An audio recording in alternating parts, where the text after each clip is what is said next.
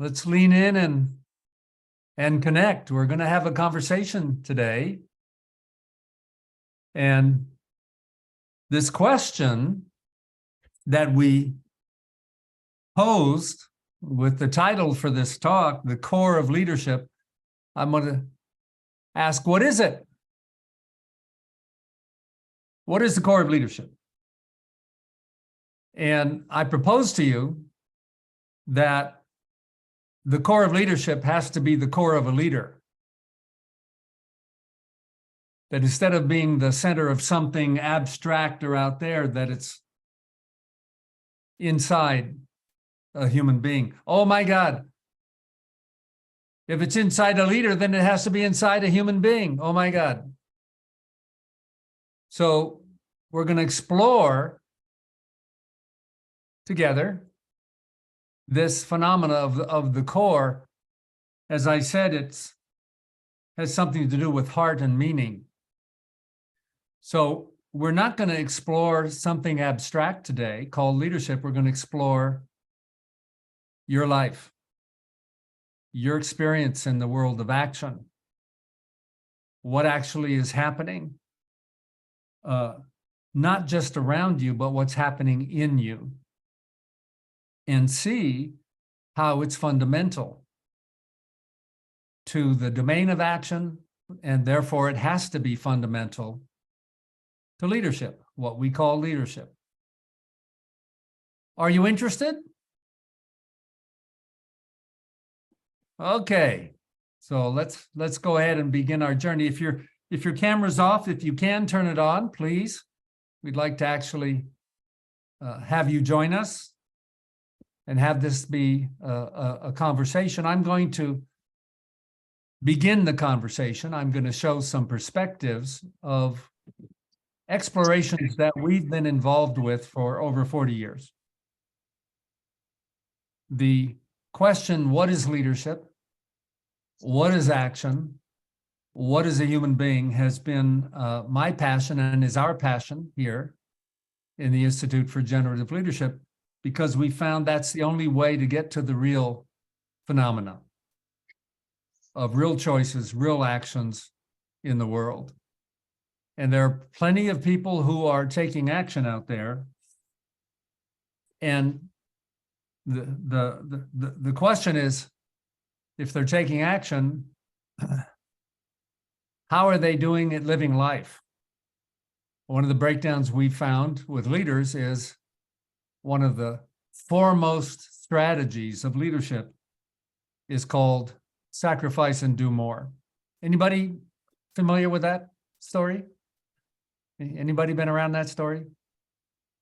And it's not the path to extraordinary results. It's not the path to a good life. And so the perspective we're going to take here is the leadership journey is a life journey. We need to understand it from the point of view of living a good life and living it with others. And we found it's shifted what we pay attention to in the domain of leadership.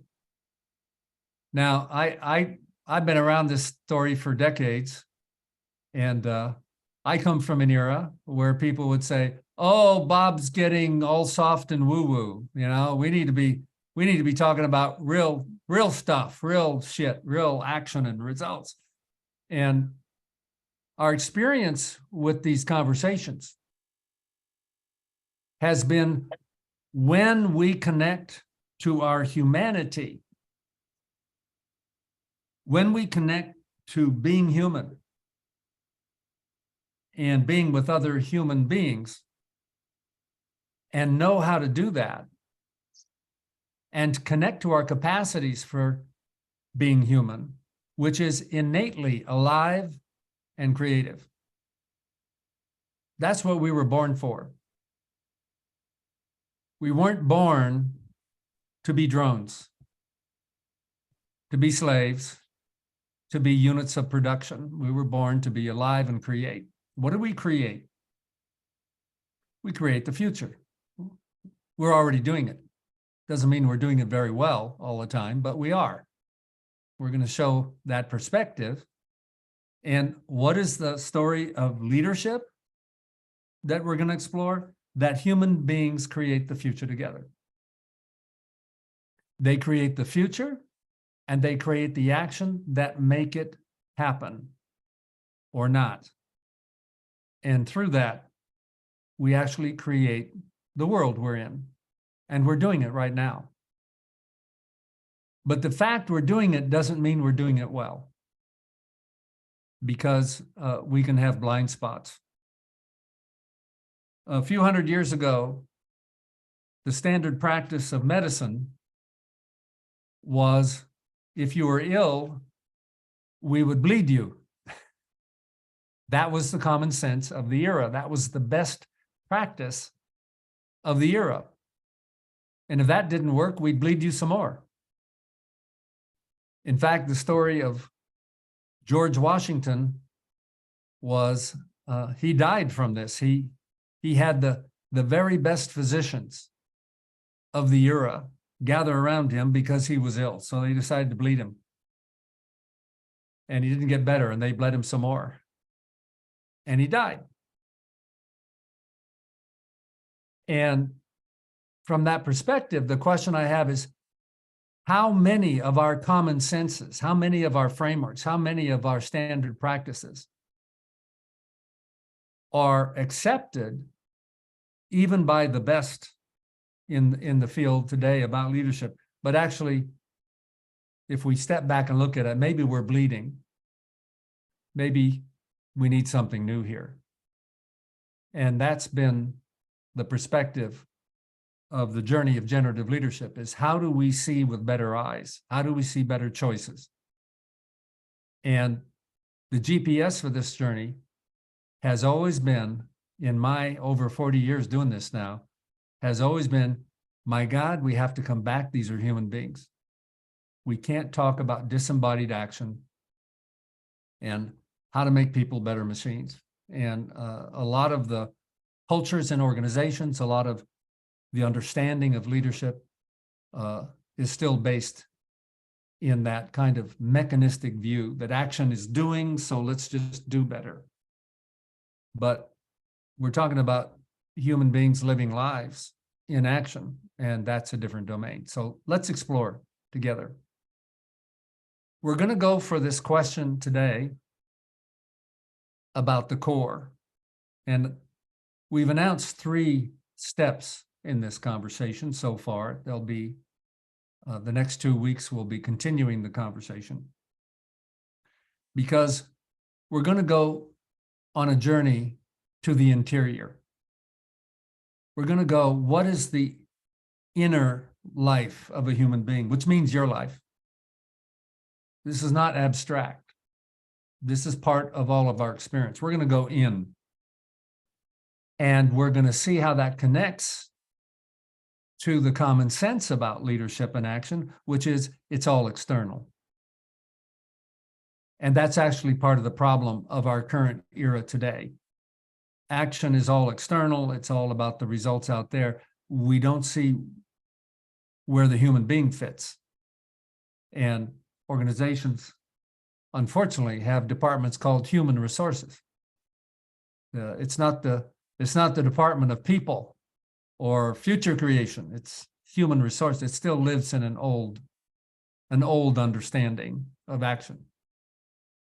So let me share my screen, and let's begin this journey into the core, into your core, and see what we discover. And that's pretty good. It's actually not the first slide, but we'll go with it. And boom.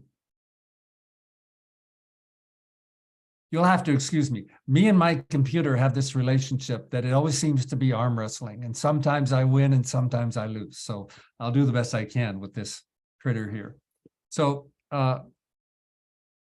let's start, since we're talking about human beings, that we're in a life journey.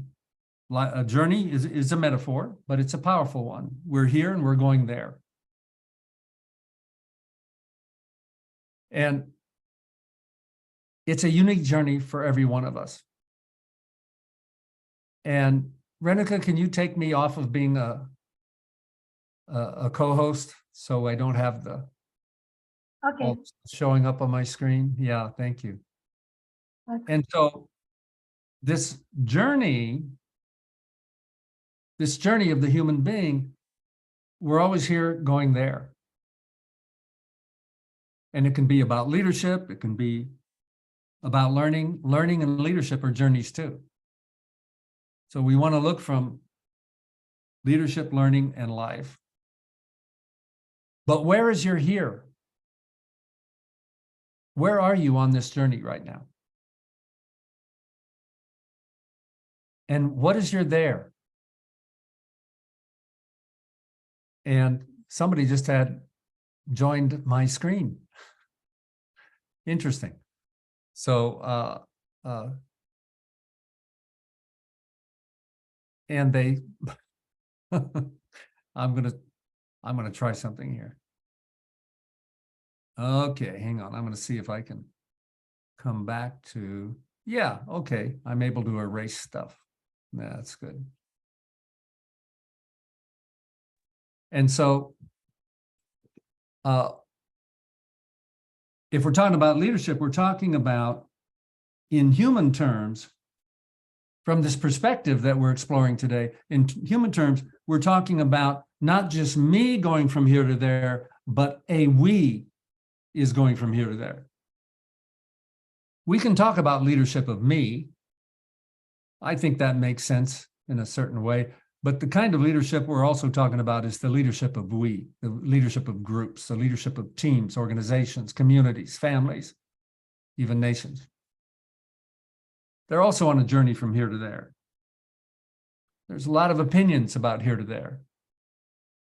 Where are we? Where are we going? Where should we go? How should we go there? These are questions that need an answer. And we either reflect on these questions to design our answer, or we have a default. We have a default answer, an automatic answer, an answer from our past. Our experience with leadership in meeting the understanding of leadership as a human activity, not as some kind of technical framework, it's still a blind spot in our culture. In fact, I would say even being a human being is a blind spot in our culture. If we're going to talk about leadership, we got to talk about leaders. And if we're going to talk about leaders, we need to talk about human beings. So what is a human being? If your reaction is, oh, this is an irrelevant question, it's too philosophical and abstract, we know what a human being is. I'm one, you're one, we see them all over the place. But you have an answer to the question. You have a default answer. What is the answer of a leader to what is a human being? How do they treat their team? How do they treat their staff? How do they treat human beings? This is not an irrelevant question for us to explore. And since it's a blind spot, we need new eyes. One of the powerful frameworks in our discovery on this journey, if we're going to talk about what we see, we need to talk about human beings as observers. What do we see? What we mean by observer is you. What you see defines the observer that you see. And everybody sees differently. But we also have domains of action where people have to be able to see their world in a particular way. What is the world of a chef? What does the chef see? What does a chef have to see? What they see determines their actions and their results. We've also learned that this is an incomplete articulation, that in order to take new action for new results, we can't just be a new observer, we have to be a new actor. So what is the observer and actor of a chef who's effective? What is the observer and actor of a physician who's effective? What is the observer and actor of a human being living a meaningful life? Good question. One worthy of reflection. And what is the observer and actor of a leader? What we found in this 40 plus years we've been involved in this journey is that there's different flavors of observer. There's different flavor of conversations that we have. There's different perspectives about action and results. Leadership is part of that world, but it's also our lives. And a lot of that conversation is about results in the world. Well, we got to get the product out. Well, we got to deliver services. Well, we got to have this impact, this result, revenue. And what we found in this perspective of where are the blind spots is many of the frameworks of action in the world are so mechanical that they leave out people. You might have a poster on the wall in a company about being a good team, but do we really understand how people come together and coordinate action to produce results in the world? And I began this exploration way back. And what we learned was, in order to produce results in the world, we need to understand how people come together. That's to produce those results. That's a leadership conversation. But we have to encounter ourselves. We need to understand ourselves. We need to have self-awareness. We need to produce a new observer and actor if we want to be a leader at a new level, have an impact at a new level, be a professional at a new level. And so the journey is to go in to ourselves so that we can go out to the world with new value, new offers, new possibilities. And so what is a human being?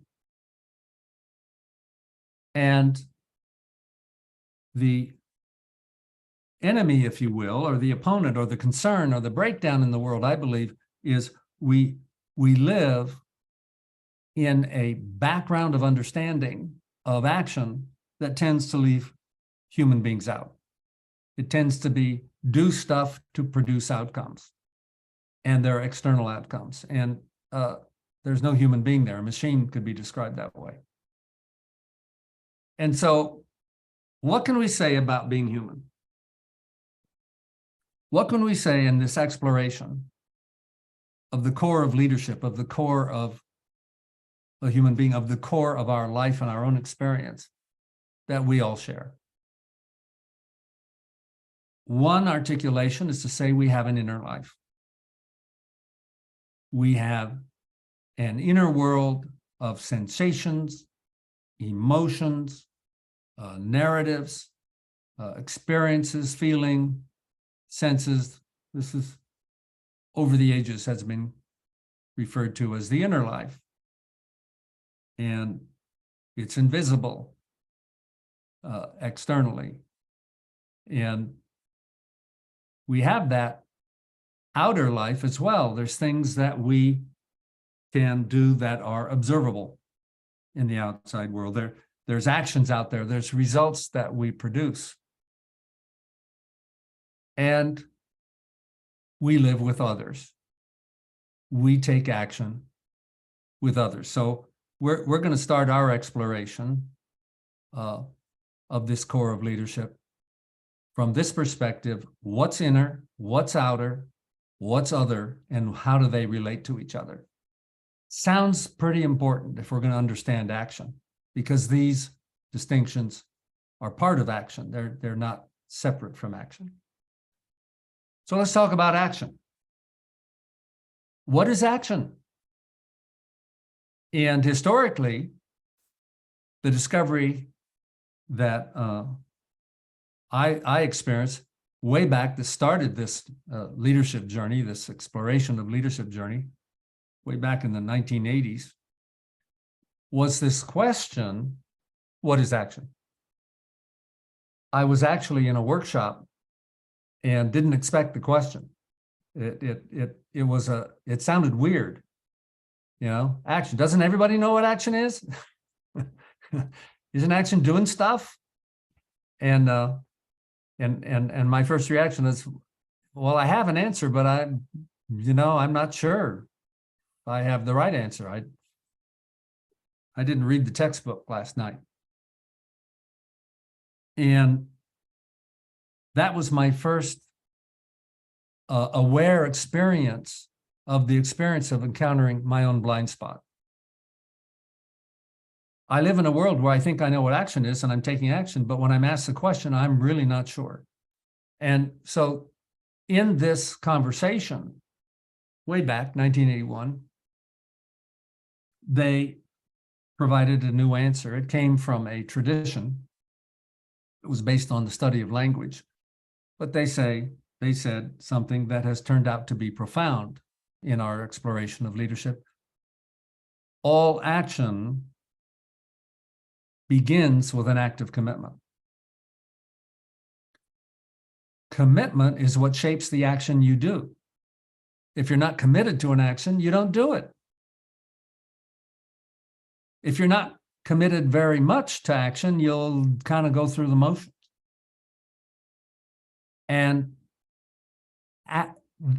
the amazing perspective, looking back on it, is that commitment is an action itself. To commit to something is a choice. But what are we talking about here? We're talking about commitment and choice. Those are part of our internal world. They're part of our internal world that determines our choices, our behaviors, and our actions that will produce our results.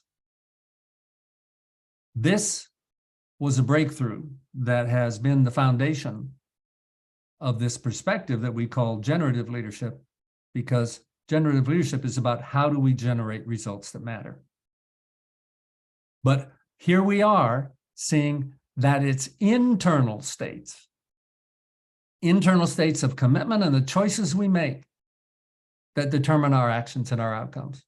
Internal, external. We're not just having the mechanical point of view anymore. We begin to see human being as part of the action game. Where do these commitments come from? What we've discovered and confirmed over our 40 plus years in this journey is commitments are an act in language. They happen in conversations with yourself, conversations with others. And you make a commitment or you trigger a commitment because some of them are old habits. You think they're a choice, but they're just an old habit. And that shapes how you see your world and what you do in your world. And in our generative leadership learning path, we spend part of that learning path understanding how to be the observer and actor that sees this. Why is this important? Here's what we've learned in our over 40 years in this journey. Everybody take a deep breath. This one's worth really becoming present to, what I'm going to share with you. The perspective here that we've learned is that all the outcomes that you experience in life, both individually and together with others, all of those outcomes, every one of them, the good ones, the bad ones, the so-so ones, come from conversations that you have, conversations you don't have, conversations you do well, and conversations you do poorly. Can't avoid it. It's the way we're structured. If you're taking action that didn't have a conversation, then it's a reaction. You're having some kind of fit. But it's not only conscious choices and conversations, it's also the habits that were shaped by conversations perhaps decades ago. That's the perspective here. Now, why is this important? Because leadership and living a good life are about certain outcomes, about having the power to shape actions for yourself individually and with others to produce outcomes that have some kind of value. And we're saying they all come from conversations. And I'm going to invite you to test that claim in your thinking, in your behaviors. I've been asking people to give me a counterexample for over 40 years, and we've never found an example that we couldn't find the generating conversations somewhere in your history. And so if all actions come from conversations, then what is leadership about? It's about conversations. What is the life journey about? It's about conversations. What is a good life about? It's got to come from conversations. And we discovered something else. We discovered that commitment has different flavors. It can have the level of commitment. I really, really care about this outcome. I really care about this commitment. I really care about this action, or not so much. And so care was revealed in our exploration of action, that it produced the energy, the relevance, the meaning of the action itself, and how you hold it. And that began to really unpack a powerful answer to this question, what is a human being? Because if conversation is the predecessor to all action and outcomes, and care is part of it, our care is the context for how we see our world, how we act in it, and what we produce in it. But care has been a blind spot. People haven't been taught that they should be paying attention to their care. And the more we worked with it, the more we found every action has an element of care in it, or missing care. Every result has an element of care associated with it, or missing care. And lo and behold, care is also an internal state. There's no thing you can point at that said, that's my care. It's inside you. And here we have a revelation of our internal life as human beings, with two powerful dimensions that are there all the time. All you have to do is turn inward and look. Your care and your commitment. And it's shaping behaviors. And we have a challenge with this care and commitment, because we can be clear about them or unclear. We can be connected to them or disconnected from them. They can generate actions that are valuable to us or not. And so we not only are showing some of the sources of leadership, but of being human, of living. This is not just restricted to leadership, but because it's about living, it is part of leadership. So this is the new observer, opening a path to be a new actor, to have new choices to produce outcomes that you care about in your world.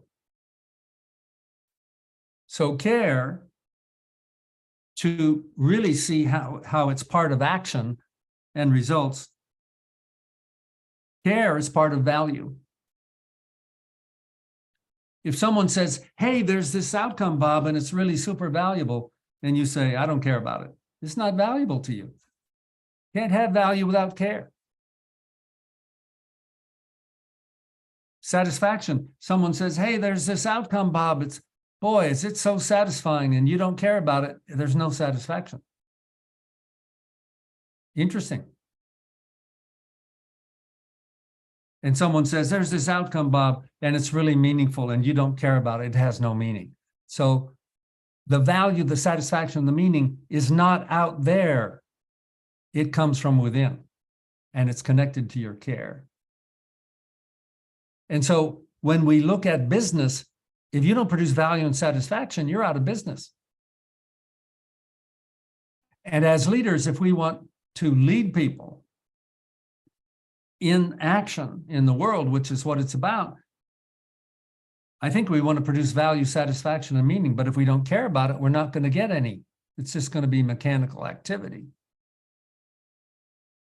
And now we're beginning to see something super important, that this internal state of our humanity that we all share, this care and commitment, is what's going to generate our results. It's what's going to generate our value, satisfaction, and meaning,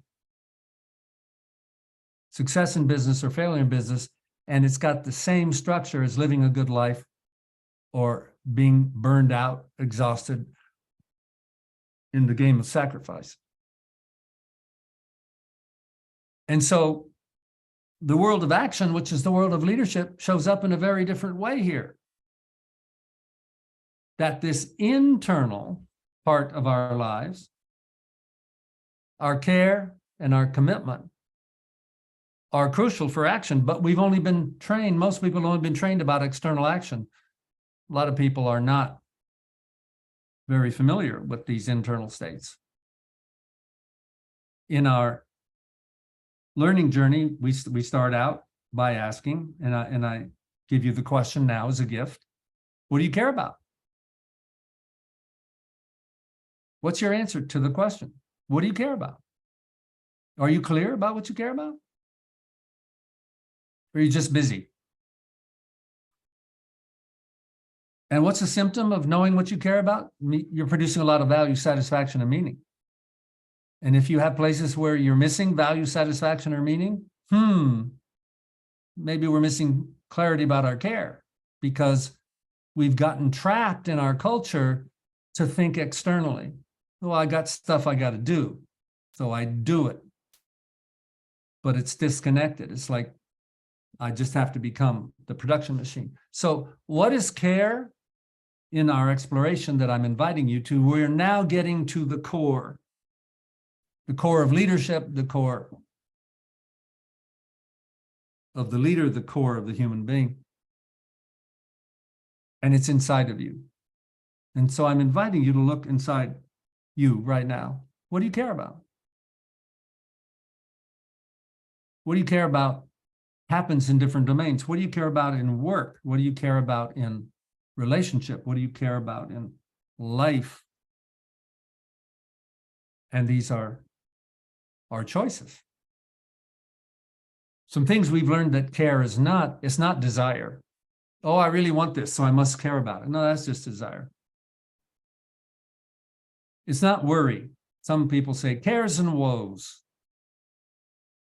You know, I'm all worried about this, so I got to care about it. You do care, but it's not the worry itself. That's not what the care part is. Concern, I'm really concerned. Yeah, you can be concerned, but that's not the care. It's the way you're holding the care. This is an interesting one. It's not the same thing as love. When I ask people what they care about, say, I care about my family. Of course you do. You love your family. Does that answer the question to what is going to produce a meaningful life in your career?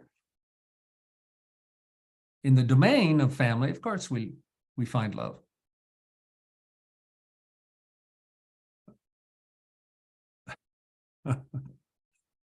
I can't even see my screen because me and the computer, sorry, going at it. Okay, so what's that next word that I can't see? Anybody? Excitement. Excitement. It's not excitement either. So, so what is it? How do you know that you're connected to this thing we're calling care? What is here? I'm saying it's an emotion and a feeling. It is empathy. Empathy is empathy.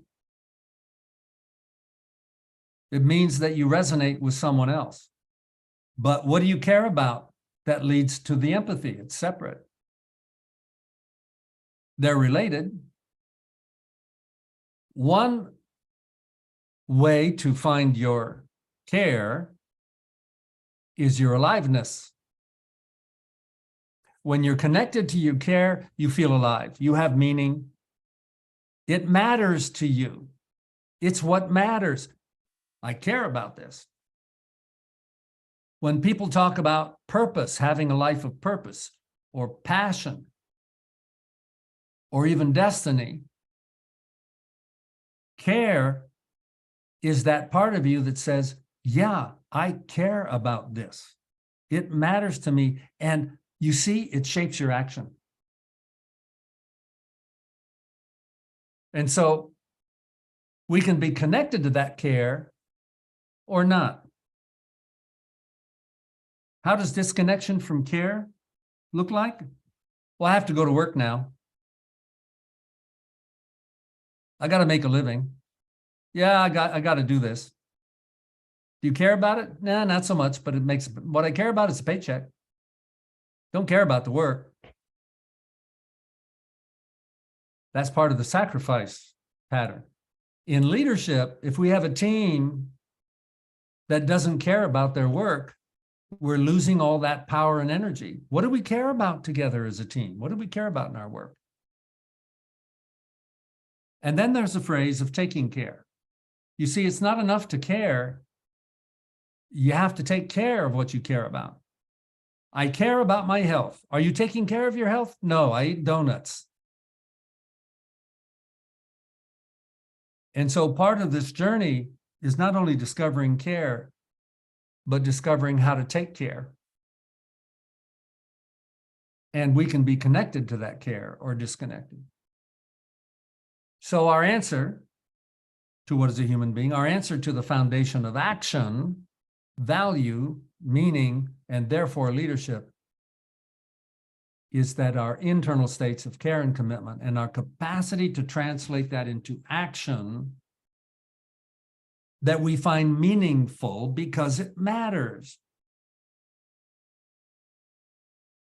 How are we doing? You with me so far?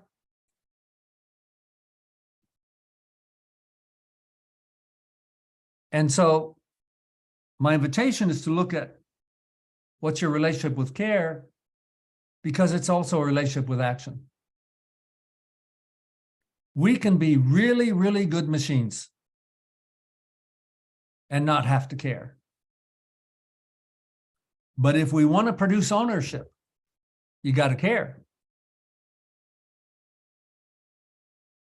And when you begin to live in the question, what do we care about? We also begin to live in the question, what do other people care about? What do our customers care about? We got a really good product. Let me tell you about it. We have these features. We have these benefits. La, la, la, la, la. Do the customers care? Are you taking care of the customer? You're on the team. What does the team care about? Well, I don't know. We're just working. We're just getting stuff done. Well, you care about getting stuff done? Well, you got to do that so I can, play golf on the weekend. Yeah, I care about that. But you see, there's this connection to care that is bringing the human being back. It's the fuel for commitment. Commitment is what is going to drive action. And so this is a core that has to connect to the organ of your care, is sometimes referred to as your heart. Other people might call it your soul. And all of a sudden, life and action is more than just about activity and getting stuff done. And so, can I have a volunteer to have a little chat with me? We'll do an exercise. It's an exercise everybody's going to do at the same time. I just need somebody to interact with me. Anybody willing to play with me? Yay! Yay, Ali. Let's all give Ali. Thank you. Fantastic, Ali. Yeah, awesome. Thank you. So What I'm going to do is just ask you some questions about, in the territory of care, and we'll just see what shows up. Just whatever's true for you is fine. And so my first question is, in the area of health, what do you care about? In the area of health, I care about stability and balance the most. Beautiful, beautiful. So she's Ali, you're articulate there. Let me ask you this. Are you taking care of stability and balance in your life? Not all the time. Ah, so then we see this, hey, this matters to me. And if it matters to me, is it connected to my taking care in a way that I'm producing value, satisfaction, and meaning? You see, there's a choice there. Let's say in the area of money, finances, what do you care about? In the area of money and finances, mostly what I care about is seeing the detail and the large picture simultaneously. Ah, okay. Interesting. So where it's being spent for the sake of what? So the larger care Ah, is what? And then is it really going in that direction? And to do that at a frequency and rhythm where I can feel my care being moved forward. beautiful. So that's what you care about. Do you take care of that? No, I delegate that. Yeah. Okay. Is that taken care of with your delegation? That also depends. Yeah. Okay. So now we begin to see that the care, the taking care and the assessing the actions, and then any action, let's say that there's an action that you take. Is there an action that you take in your work? Can you describe an action that you take? Well, if thoughts create action, then you bet, Bob. Okay. Yeah. Yeah, I have a particular situation where my care is beyond the capacity of certain systems. Yes. So I had to isolate my care from a perspective of being rather than doing. So you care about the experience of being That's right. You bet. rather than getting lost in doing. You bet. Very, very, very good. And then we can talk about, are you taking care of that? And you see it begins to see our relationship of, Well, stability balance fluctuates, right? Just like nature and the weather system. I mean, we are that. So I try to stay neutral relative to how effective my value proposition is around my care on a certain day. very good. It sounds like you're very active with this perspective and that you are taking care because you notice when you're not in stability, and you just mentioned it. It's not always there. So you notice it and then you take care of it that way.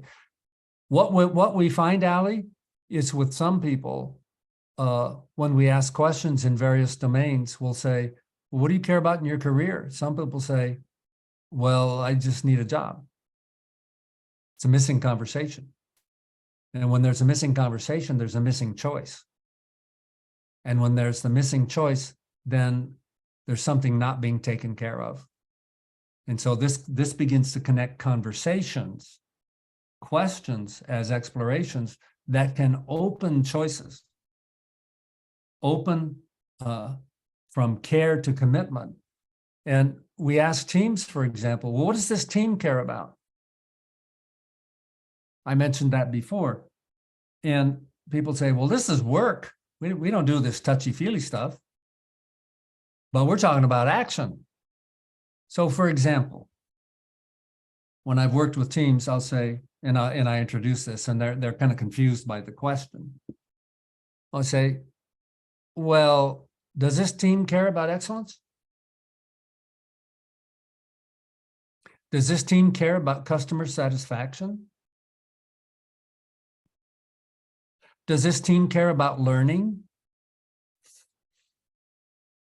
Does this team care about innovation?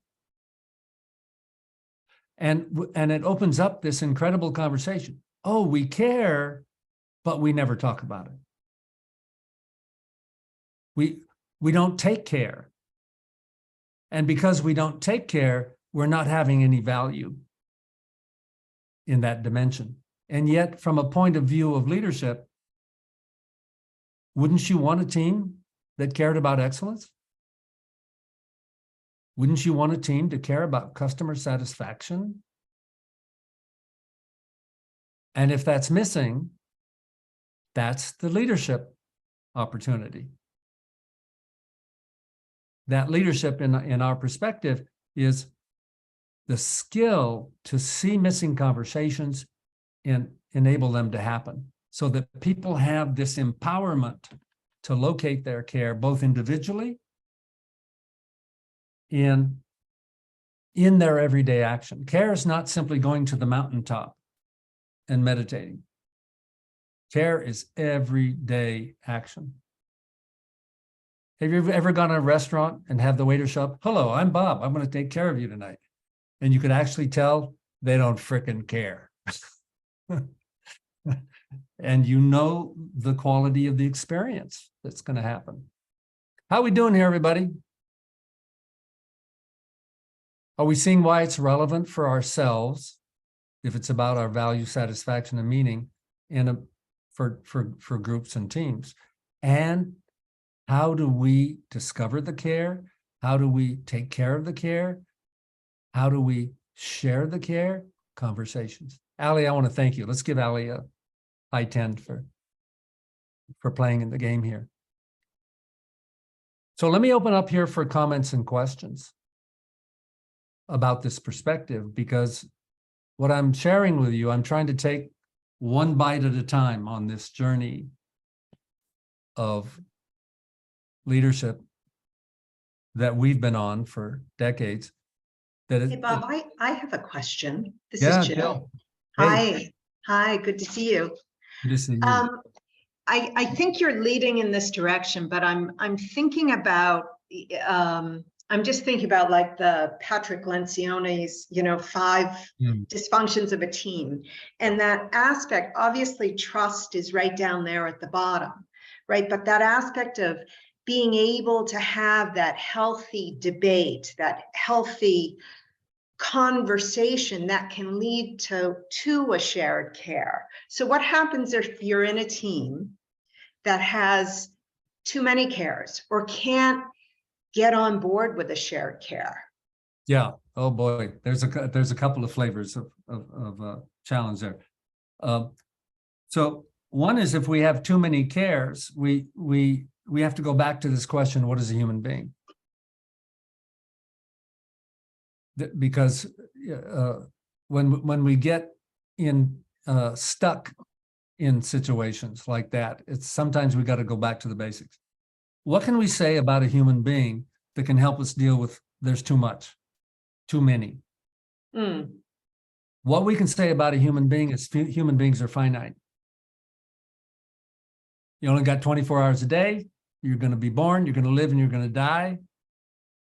And you can't do everything, and you can't perform magic. This is another aspect of the question, what is a human being, reveals to us. And that's not a problem. That's just reality. So creating value has to happen within a certain capacity. And the demand of the world today is to do more and more and more. And people wind up agreeing, I have to do more, and getting into the situation, I'm doing more than I can do.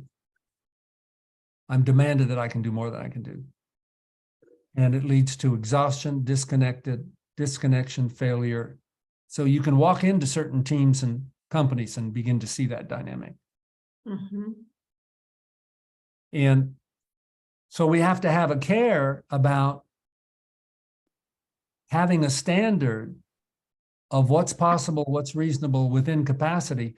And if we need to do more, we need to do it in the domain of value creation, not in the domain of more activity. And that's a missing conversation. That's a blind spot. So that's the first one. When we go to the trust issue and we can't even get on the same page, what Jill's asking here is, how do we start to unpack the conversation piece of this puzzle? What are the conversations that need to happen when something's off, when the disconnection is there? Well, we go back to, if the outcome is to get aligned, we go back to what are the conversations that have to happen? They're going to produce that outcome of alignment. Well, what do we care about in the conversation? Sometimes people want to argue their point of view in the conversation, but we never talk about, well, what's the kind of conversation we want to have? Mm-hmm. And so sometimes that's a missing conversation. We haven't even set up the conversation yet. For example, in command and control environments, the one part of the conversation that you're never going to have is being listened to. And so as a coach or a leader, we can look and say, oh, we're overwhelmed. We're having problems with retention.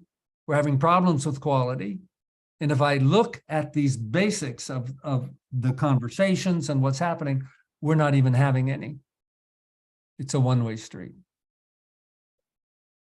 And so then we become back to this point I was sharing earlier that is going to be part of our ongoing conversation here in this series, is how do we learn the skills of being a leader, which is locating the missing conversation and having it well. A chef has to go into the kitchen and produce a good meal. A leader has to go into the kitchen and produce conversations that work, to produce teams, to produce value, to deal with breakdowns. And that's all going to be part of what we unpack in the leadership journey. How am I doing here? Yeah, that's So, good, Bob. Thanks. Yeah. And so it's just amazing going back to the fundamentals of what is a human being and what is a conversation.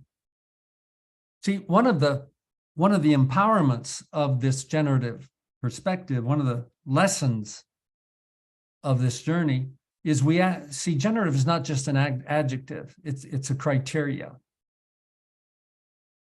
What we mean by generative interpretation is that you can identify something or answer a question of what is something. The question that we start with is not how to do leadership. It's what is leadership. And you can't answer the question, what is leadership, without answering the question, what is action and what is a human being? So what we have learned is the most important question, because if you don't have the right what's, your answer to how is going to be whatever it is. But what is the answer to what in a generative perspective? It is an answer that identifies actions that you can see and do that will produce the phenomena you're looking at. So the question, what is a human being, are the actions that make you human. And those questions of what is a human being has led us to be, oh, care is part of being human. And what is the action of being human? It's taking care. It's being connected to care. And it's also being disconnected to care and suffering. And so the entire world, the observer and actor that we've learned deals with the human dimension of leadership and coaching, and your own life journey in it has arisen from this tradition of going back to these fundamental questions and seeing how powerful they are to say, what is action? Action is a blind spot we're going to unfold later. Not only is what is a human being and what is leadership a blind spot, we don't know what action is really in a generative sense. We think it's activity, but it's not improving things to understand things that way. We don't know what learning is. We don't know what a good life is. We don't know what choice is. We don't know what connection is. So these are conversations we're going to unfold in this series, because they produce the new observer that enables the new choices for new actions that actually work. We actually have to see the world from a different perspective. How are we doing, everybody? And so we're starting with this question of the core of leadership is the core of being a human being. And we're starting with one important aspect of it, care. Care is part of every action. Do you care about that action? What matters to you? And the basic question here, as a coach, as a leader, as a human being living your life is, are you satisfied? Is everything fine? I mean, if you're fully satisfied, then you don't need to show up anymore. You've already got the secret.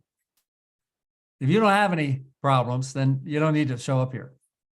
But if you're having a life, I suspect that there's places that you'd like to make a change or improve or have an impact or see something change in the world or be of service to people in a new way. That's what we're building here. It's how to do that.